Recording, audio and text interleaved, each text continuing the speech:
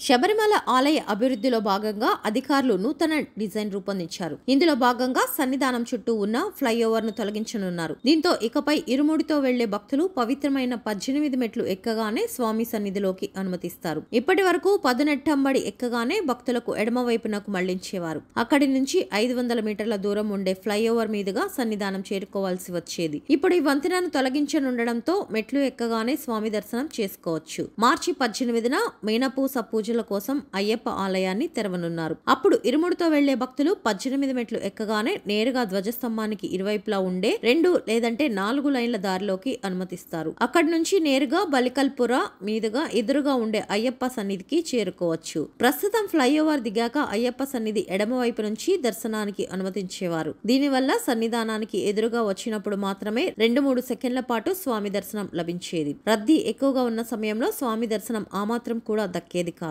తాజా డిజైన్ తో కణిక్క వంచి నుంచి వెళ్తే 30 సెకండ్ల నుంచి నిమిషం పాటు అయ్యప్పను దర్శించుకునే అవకాశం లభిస్తుంది. శబరిమలలో ప్రస్తుతం కుంభమాస పూజలు జరుగుతున్నాయి. ఈ నెల 21 వరకు ఆలయం తెరిచే ఉంటుంది. భక్తుల రద్దీని నియంత్రించేందుకు 1989లో ఏర్పాటు చేసిన బ్రిడ్జిని తొలగించే పనులు రేపటి నుంచి ప్రారంభం కానున్నాయి.